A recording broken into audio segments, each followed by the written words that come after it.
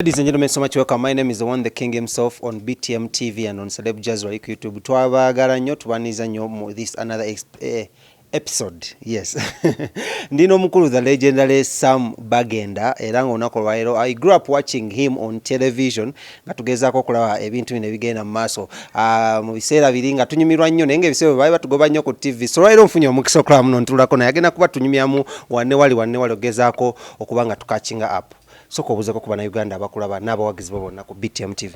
Mbalamusize mwena abali ku BTM TV, the Rotarian Sam Bagenda, aka Dr. Bossa, aka Henry Gava. aka ezo nga nnyingi oba nga ntono. Ate awo nkendeezezaako n'okukendeezaako okusinziira ku productions zenkoze zonkumu amannya mangi nnyo ge bampise naye agasinga okustanninga out. At least ntoddeko nengamba nti awo kanjogere kwago naye it's because mbadde mu productions nyingi nnyo nga nsanya ebitundu ebyenjawulo bingi nnyo. Tutandikira wennyini how is life going? Obulamu buli butya ennaku zino? Obulamu bwadde butambula bulungi apart from this the COVID-19 experience global thing naye bwali badde butambula bulungi. Not really complaining. Mpozi kati ekivuddeyo kwe kuba nti mbadde sikola for almost 9 months nga I'm not earning. Ke kazibu akayingiddewo. Katsoka tudusemu akatambi before nga tunaddayo ko mabegeri kuuza ku bya titles AKAs. Weekend eno ennyini okuyingira mu eno wiki wavudde amawulire aga breakings all over the internet. Katandikirawo, are you COVID-19 positive? Kugambye mawulire nange gansanga nange nembeera shocked. Ekikulu kiri siri mulwadde akafaananyi akayita siyenze. Oli ye yakoze ekintu kye n'akiteeka ku social media nekiryoka kitrendinga nekiryoka kibecominga an issue. Naye nga ndi mulamu ddala naye of course social media although sometimes you don't take them serious because olaba babika abantu abavunaanyizibwa ne bababika ate nga sibafu and so on. So it was unfortunate that somebody started it up and nekigenda viral. Nenga ndi mulamu. Katubuze mu the Ebons mulimu have you guys gotten any case ya COVID-19? That's why maybe charge the no. Era ekyo nkyebaliza Katonda era bangabe bagamba ekibi kigwana wala era tusabe nti kibeere nga kiri wala nnyo tizeme kujjamu Ebons tuli bulungi ffenna and we've never had such a case. Katika tuwebuzeemuko awo ennyini ku bulwadde buno ekintu kino amawulire wagalaba gakusangawa era gakuyisagata you personally ng'omuntu nga Sam Bagenda? Nze one gansanga mu nali ku function actually a scientific wedding omuntu omu n'alyoka ngamba nti waliwo akantu kakano kayita ne mugamba nti katya so I first took it as a joke.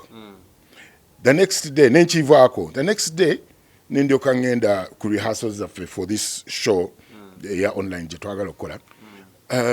Omuntu n'alyoka jjana ngamba nti akantu kano kakatrendinga kiki nembaga nti waliwo ndowooza nange baabindaze yesterday ngenda okulaba amasimu nga gavuga nti wange oli bulungi batugambye oliko oxygen nekyoka kiyiikaawo buli muntu n'akuba amasimu biki. Then that's when I realized it kiri serious kigenze wala nnyo. Yes kati nze okay olwokuba nti manyi nti ndi bulungi I wouldn't have minded so much but first of all nga ntya my relatives okusooka nga kijja affectinga. Some of my relatives have got balina high blood pressure balina gundi kiyinza okushockinga some of the people mu ngeri eyo. That is one. Two nga n'abantu bentambula nabo omanyi oluusi bayinza okugandika osanga omusajja alina kakati manya nti I interact with so many people nga abantu bayinza okugamba nti banange twabadde n'omusajja ndowooza kirabika so I would get that negative gundi and so on. So nechitandika okuneeraliikiriza nakyo nti abantu bajja kulowooza bwe batyo. And that's when I came out. I had first ignored it. But I realized that it is going to affect a lot of people somehow in one way or another. Then that is when I decided to come out ngezeko abantu okubatereeza nti bannange ndi bulungi tewali mutawaana. Funny enough eriyo ndowooza n'abakyanda bano baga nti ndowooza ekyo kifaananyi naye omusajja ali naye ekikulu yenze Dr. Bossa ebyo basinga okumanya. Dr. Bossa gyendi tuli bulungi era ndi ne bannange wano tuli wano mu maka gaffe ku VCL. Katubuuzemu because amanyi Uganda bakola ebintu bingi. Mostly you the celebrities, the people in the limelight. Someone would think, was this a stunt or promoting one of your shows zemwina online? Ngawe kitera okubeera mu ba celebrities? Yes. Wow, actually that one kirese at first nabadisirwe naye oba it was yesterday when akirowooza kuninga nti naye abantu bayinza n'okulowooza nti stunt. But no, Ebons ekyo kyo tekibanga in our 40 plus years. We have Katonda yatuwa audience yaffe. We don't have to use stunts in order to boost our shows. Tulina our audience ati ebe yeyongerako bweyongezi. So we don't need a stunt. Actually, stunt becomes a negative thing for us. Ebe to affecting us negatively if at all we started it. So it wasn't a stunt. Njagala bashuaringa nti fetulina audience yaffe tetulina kuyiya bungodoli kusobola kuba nti tufuna abantu. Ninga gwe Dr. Bossa amaze mu industry for almost all those years. Do you believe in stunts? I don't believe in them at all. Because even nze omanyema realistic person njagala okufuna ekintu realistic nti ba supporters naye mbanga nina ba supporters bange nga 10 and so on naye nemanya nti abo be bantu bange organically abo be bantu bange. See, I don't believe in having so many false gundi manyi okweteekamu ne ngamba nti naye era ekyo kyali kya bubbi kwegamba I never sibeera contented at all. Nze to me manyite ekyo kyekyo. So I don't believe in stunts because I'll have false numbers. That is what I believe. But to some of our brothers and sisters,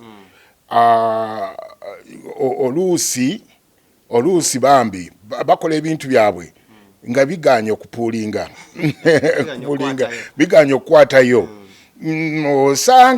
osanga nze because I really won't be happy for it. Nze I believe nti newe mbanga nfunye abantu babiri ndowooza bamala naye nga mmanyi nti naye munange mpozi ne survival omuntu aba ayagala akantu ke kakwatireyo. So if somebody feels like a stunt will help him get well, why not agezeeko. But nze ate fe Ebons nga bwe nkugambye nti stunt will just affect us negatively because we have our audience and we are always building on our audience. So Katonda yatuwa that brand yatuwa gundi yeyo. So I really don't believe in stunts, but okujjako nga kiri inevitable for others. Oli and guy, maybe you've been affected so much by this Mawulire false news gogezezaako clearing the air about tugeko ku ebirala ebiku affecting during this COVID-19 period. Oyina abantu bangi nnyo bemukola nabo wano ng'omuntu oyina families oyina abantu abolabira obadde affected otya mukana akaseera ka COVID nga as an artist? As an artist, okay, nasooka netuguma March ayiseewo gundi Easter tetukoze biki naye nga Katonda agenda atuyambako but of course okujjako nga toli muntu 9 months is a long gundi nga to earning. So yes, tulina debts, tulina ebintu ebyokugira ba members, tulina okuba nti of course they are gundi, they are the welfare, yes. The welfare yabwe tuba tulina okugihandling and so on. It's now temutandise bantu basuza mu studio basuza wano mu nedanze kyemugamba nti nkyebaliza Katonda nti tubadde tukitambuza mpola mpola. I also want to thank so much our chairman Owekitiibwa JWK Sembajwe nti he has tried so much naye the little gyalina nagezaako era still okuba nti ayambako abamu kwegamba omuntu of course omuntu yali alya essowaani y'ettooke n'abwegera bulungi kati alina okuacceptinga nti ajja kulyayoko eminwe ebiri esatu for a time being egimubeezaawo n'atambula n'agenda mu maaso. So that is how we have been managing nti yali alya bwekiti kakati atandise kugira nga alyako bwekiti nga wetusaba Katonda tube nti tukola ki tuyitawo. We haven't seen you come out okukubira government omulanga however much ba artists abala bavuddeyo naye particularly you Dr. Bossa tetunakulabako kikigwe embeera ettooke lyali ddene nnyo eryali ku account nti no mpaka nakati mukyatoolako mukyamegulako we mulya nti mwe government okubaga tenaggulawo theatres tenaggulawo mabaala tekiba affectinga.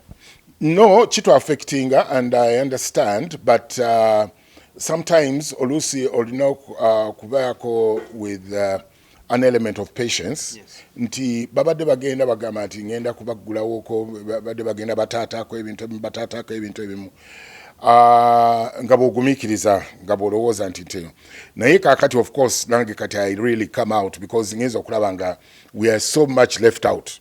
Abantu abalala bonna babaggudde but we are so much left out and right now era nkowoola government mbagamba nti bannange naffe gye tuli looks like they have forgotten us.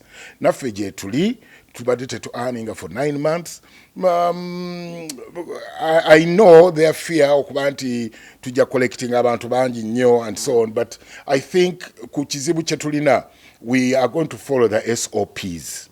Tujja ku making sure to following the SOPs. Oba mulalu weba nga bakuteddewo guidelines ezo ate nogaana okuzifollowinga ng'ate kigenda kuyamba. So nze nkubiririza government task force nti batugezese especially now before Christmas tulabe oba we can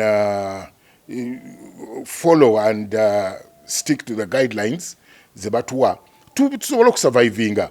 Yes, life is now very difficult. It's hard. Wali tubadde bubezi patient nga tugezaako okubeera bagumiikiriza naye there are times when obugumiikiriza nga tebukyasoboka ng'olabira ofa. Dr. Bossa kubanga lyomaze mu industry ey'ebyemasanyu olowooza abayimbi oba mmwe bannabitone muli ba mululu? No, obululu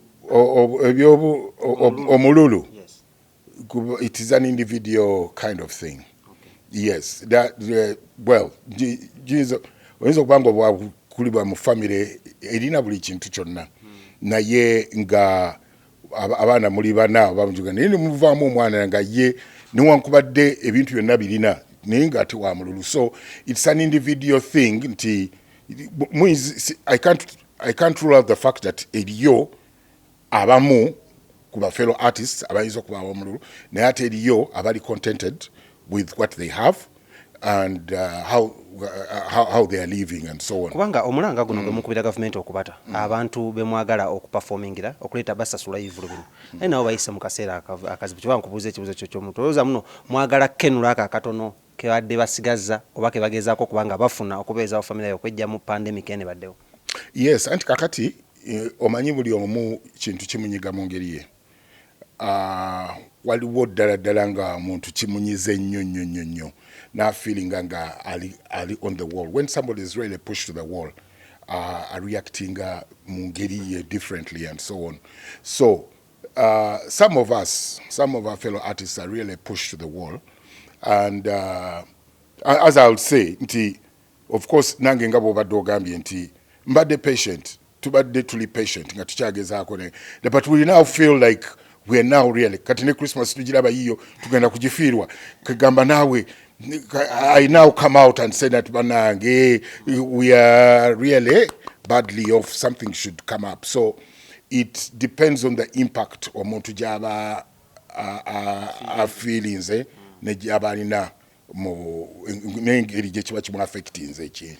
Dr. Bossa, still on that same point, oyina ekintu kyo attributing okulaba muno government ekyaganya obaggulawo.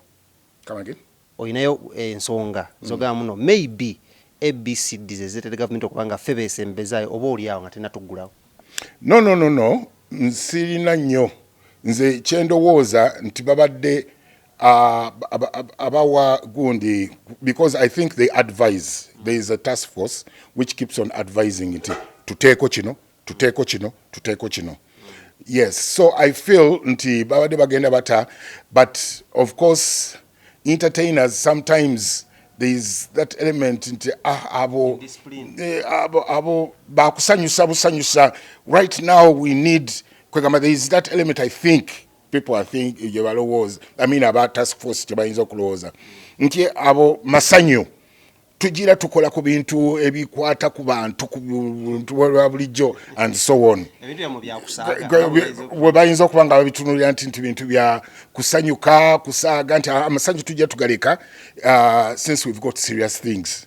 Ekyo kyo kyava dda ng'abantu balowooza nti entertainment is just for gundi. It is good that mu era eno gye tubadde tutandise abantu nga batandise okulaba nti omuntu kati asobola okuba nti alabirira family ye, asasulira abaana school fees be nga dependinga ku entertainment and so on. So people have just come to realize that. But then there are those people who still think, who still have that mentality.